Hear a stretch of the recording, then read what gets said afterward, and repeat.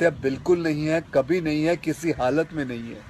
देखो, मैं कितना भी ज्ञान दे दूं, सोचना आपको खुद ही है कि आपकी जान आपकी सबसे कीमती चीज है। चाहे कोई भी बड़े से बड़ा स्ट्रेस हो लाइफ में, एक बार इमेजिन करो अपने माँ बाप की हालत अगर उन्हें पता चले कि तुमने अपनी जान ले ली है, खुदकुशी कर ली है। शायद आप सोच भी नहीं सकते कि उनको कैसा फील होता होगा। एकदम डायरेक्ट बोलूं, दिल से बोलूं, मेरा पहला नेशनल अवार्ड जो मुझे आज हमारे आदरणीय राष्ट्रपति जी के हाथों से मिलेगा, मैं बता नहीं सकता कि कितनी खुशी हो रही है। आपको पता है, जिस दिन इस नेशनल अवार्ड की अनाउंसमेंट हुई थी ना, उस दिन मैं अपनी माँ से बात करते हुए अपने बचपन का एक दिन याद कर रहा था, जिस दिन एग्ज़ाम का रिजल्ट आया था और मेरे मार्क्स बिल्कुल अच्छे नहीं थे। आप लोगों से झूठ नहीं कहूँगा, मैं उस कक्षा में फेल हो गया था। रिपोर्ट कार्ड लाते हुए मैं ये सोच रहा था कि आज घर में बड़ी कुटाई होने वाली है यार। उस दिन मेरे पिताजी ने मुझे सामने बिठाया और बड़ी शांति से कहा, देखो बेटा, तुम करना क्या चाहते हो, ये बताओ मुझे, बताओ करना क्या चाहते हो। मैंने कहा, पापा मैं स्पोर्ट्स में मन लगता है मेरा, मैं खेल कूद करना चाहता हूँ, खिलाड़ी बनना चाहता हूँ। उन्होंने कहा, ठीक है, फिर उसमें ध्यान दो, हम सपोर्ट करेंगे, साथ में थोड़ी पढ़ाई भी करो। आप विश्वास नहीं करोगे, खेलते खेलते मैं मार्शल आर्ट करने लग गया, मैं मॉडलिंग में आ गया, एक्टिंग शुरू कर दी। उन्होंने हर चीज़ में मुझे सपोर्ट किया। अगर उस दिन मेरे पेरेंट्स ने ये ना समझाया होता कि मेरी स्ट्रेंथ किस चीज़ में है, तो आज मैं सोच भी नहीं सकता कि ये नेशनल अवार्ड कभी मेरे हाथ पे होता। ये अपने लाइफ की कहानी मैं आपको एक वजह से सुना रहा हूँ।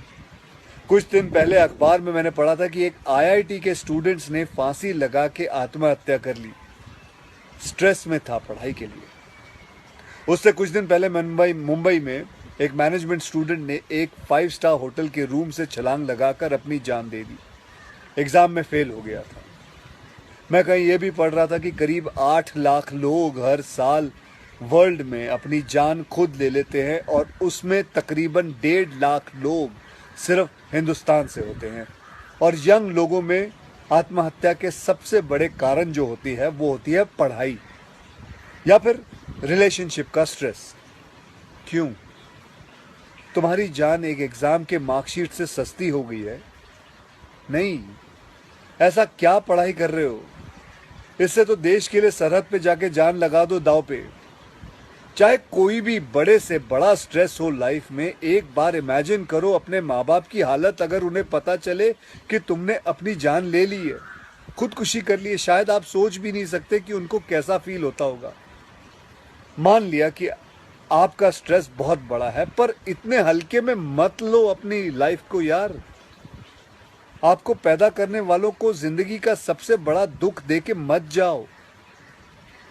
और पेरेंट्स से भी यही कहूंगा, यही पूछना चाहूंगा कि कहाँ गए वो ज़माना, कहाँ गया वो ज़माना जब आप लोग अपने बच्चों के साथ डिनर टेबल पे बैठ के बातें किया करते थे, पूछा करते थे कि कैसा चल रहा है, आपके दोस्त कैसे हैं, पढ़ाई कैसी चल रही है। आज आपका बच्चा आपको अपना स्ट्रेस कैसे बताएगा जब आप भी अपने फ़ोन में आंखें गाड़ के बैठे हो और आपका बच्चा भी फेसबुक पे फ्रेंड्स ढूंढ रहा है।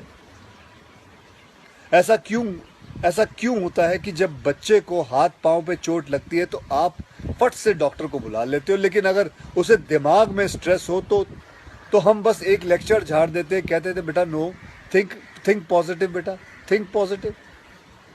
मेंटल हेल्थ के लिए भी डॉक्टर या काउंसलर से हेल्प लेना उतना ही ज़रूरी है जितना और किसी तकलीफ के लिए। इसमें कोई शर्म की बात नहीं है। देखो, मैं कितना भी ज्ञान दे दूं, सोचना आपको खुद ही है कि आपकी जान आपकी सबसे कीमती चीज़ है। कोई स्ट्रेस आए ना तो उसको बोल देना बहुत अच्छा है। अपने अंदर घुलना, उसको अंदर रखना, दबा के रखना बिल्कुल नहीं। किसी दोस्त को बोल दो या अपने माँ बाप से शेयर करो। मेरे एक फ्रेंड ने उस दिन व्हाट्सएप पे एक बहुत काम की बात फॉरवर्ड की थी। एक हॉस्पिटल की ओपन हार्ट सर्जरी यूनिट के बाहर एक शेर लिखा हुआ था, मैं आपसे शेयर करना चाहता हूँ। वहाँ लिखा हुआ था कि अगर दिल खोल लेते अपने यारों के साथ तो आज खोलना ना पड़ता औजारों के साथ। भैया मुझे एक प्रॉमिस करो कि आज प्लीज़, आज एक प्रॉमिस करो कि टेंशन कोई भी हो, सोल्यूशन है। कहीं ना कहीं उसका सल्यूशन है और वो सल्यूशन आत्महत्या बिल्कुल